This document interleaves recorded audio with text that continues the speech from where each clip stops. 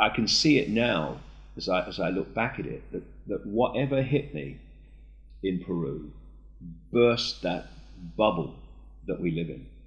And with the bubble bursting, information and concepts and perceptions poured into my conscious mind, and you just couldn't process it. You know, when you press too many keys on a computer, it freezes because it can't process so much information at the same time. Well, that was what happened to me. And so for 3 months, I mean, I didn't know what planet I was on, where I was, or anything. And then one day, after all the ridicule and all the stuff, and that's all people remember because the media's in a time warp on that in this country, and suddenly it was like everything morphed into clarity. It was like the computer just unfroze. And now, you know, people were saying to me, who knew me, hey, I thought you'd gone mad. You're the same guy I've always known. Well, on the outside, I was. David Icke was back, if you like, but not the one that had left, because now I could see the world in a completely different way, and I could see what I couldn't see before in terms of the way the world was being manipulated in a very coordinated fashion, while being presented to us as random events that aren't connected. And you know, I've come on from there. If you kind of open your self to other levels of reality, the question is absolutely what level of reality? Because you know, so many people, especially in the realm of this cabal, big time, are actually having their mental and emotional, what passes for emotion, their mental and emotional processes possessed by entities and projected possession that is controlling their thoughts and dictating their actions and perceptions in a very, very deeply malevolent, horrific way. So it's not connecting to something else, it's what are you connecting to? And in the end, what I've found over the years is there's a certain resonance, and I've learned to trust it, and I've learned to trust it because it's proved to be accurate so many times. In the end, that's the outcome. Are these different things you're perceiving in terms of communication, do they prove to be accurate or not? And there's a certain resonance when I look at something, and there's a resonance that goes, yes, yes, yes, yes, and there's another one that goes, no, no, no. And I've learned to feel that and see it. And you know, I've had people say to me, insiders, and they say, you know, you've quoted a disinformer in your book. I said, really? And they said, yeah, but you've only quoted him on what's true, right? Because disinformers don't tell you 100% nonsense. It's partly true to pull you in, and then they twist it.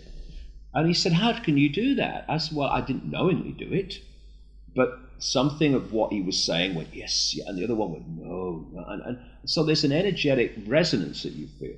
So when I look at the direction I've been taken, and the information that's come to the surface as a result of that, information that talks about, you know, loving each other rather than hating each other, cooperating rather than competing, and all these things, coming together, putting down the fault lines that divide us of religion and race and culture and stuff. I mean, let people have them. Good luck to them. None of my business. But don't let them be this divide and rule fault line network that they are, that they've allowed to become. When I look at all that, when I look at the fact that nothing that I've been guided to communicate is about people fighting each other, hating each other, being violent or anything, then I look at that and I think, that will do me.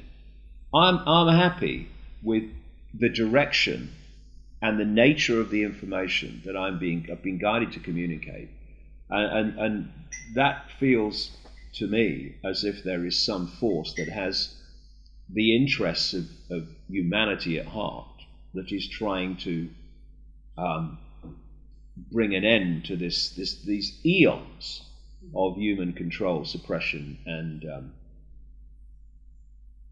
horrific treatment of people in so many ways over thousands and thousands of years. So I'm at peace with that. If this guidance and everything was saying we must take up arms and fight the enemy, we must hate those that suppress us, we must hang them from trees, then I'm thinking, hold on a second, this ain't a force for good. But that's not what's happened. So that's how I've worked with it anyway. What do you think is the structure of reality? People are talking about dimensions, timelines. It's becoming a mess, every day more and more. Well, imagine how really is the structure of this reality and who's behind it? Well, this process of this hidden force guiding me, you only have to follow the clues. It was all, decided a long time ago, organized a long time ago. It's taken me through many different phases. First of all, in the early years, after the Betty Shine Peru experience, it was all about, if you like, the 5 sense level of this. It was about a cabal of families controlling the different facets of human society. It was about manipulated wars, manipulated terrorist events, and all this stuff. And then it moved through the mid to late 90s into this area that's kind of phased a lot of people, that there are non-human entities behind this, which seem to be dominated by a reptilian form, but there are many others in league with them. And then from about 2002, 2003, came for me the most important part, which was when the pieces in the puzzle started to take me down the road to understanding the nature of reality itself. And only from that perspective can you, A, see where the answers lie, and also B, in any way, fully understand the way the conspiracy works and the depth of it. It's clear to me, 22 years on, that if you are an expert on 9/11, an expert on banking scams and political scams and manipulated wars, all of which are absolutely necessary to people to know, and I do all that myself. But if that's all you do, you're still walking around the outer rim of the rabbit hole. You've not even entered it yet. And to understand the nature of reality is to, at least the foundations of it, the themes of it, is to understand the depth of this conspiracy and how it works. It's my view that, and increasingly, it's people are moving in this direction when they see the evidence, that this universe, at its foundation, is a waveform resonance information construct. It's, if you like, a harmonic information construct. That's the foundation. And that's the foundation of the human form and everything in this universe. We then decode that information from the vibrational to the electrical, which is then fed to the brain and the genetic structure, which decodes that into the form that we experience, which is a holographic reality, which appears to be solid, but can't be. I mean, this is why in quantum physics they have this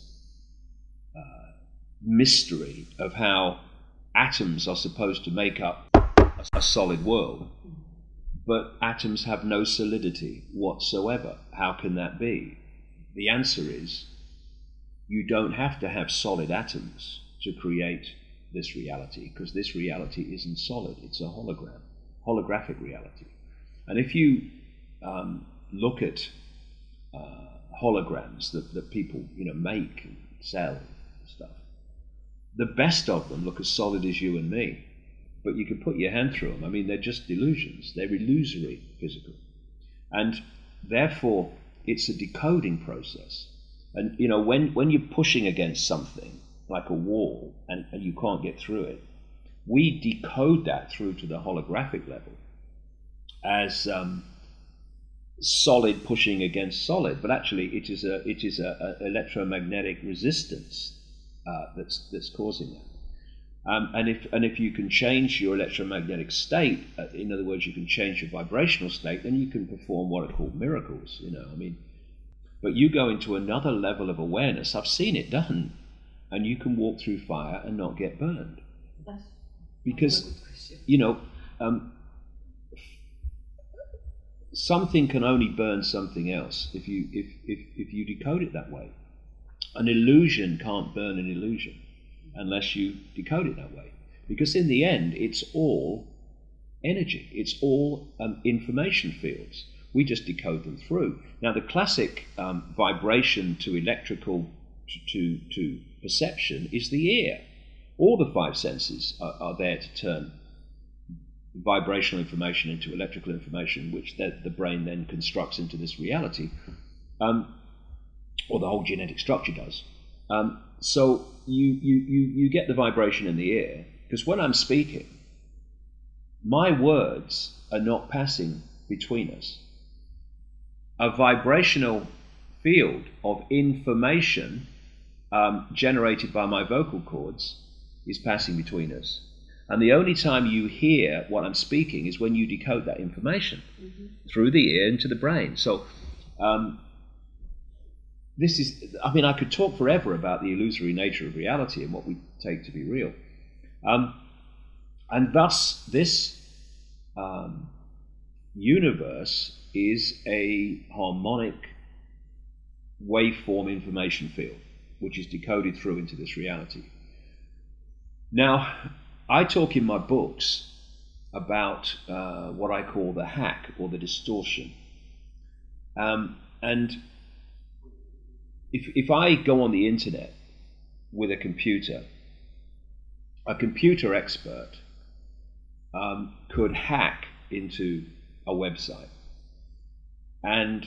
or hack into a computer and could actually firewall it off so that we don't decode vast tracts of the internet. I mean, classic example is China, where they firewall off their computer system so Chinese people can't access a vast amount of the internet that the rest of us can, well, until give them time.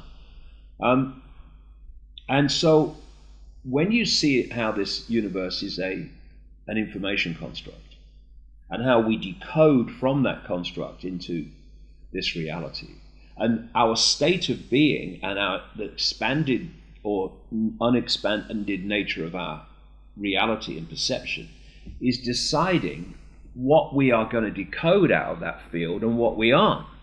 That's why some people will get perceptions or experiences, and other people won't get that perception or have that experience.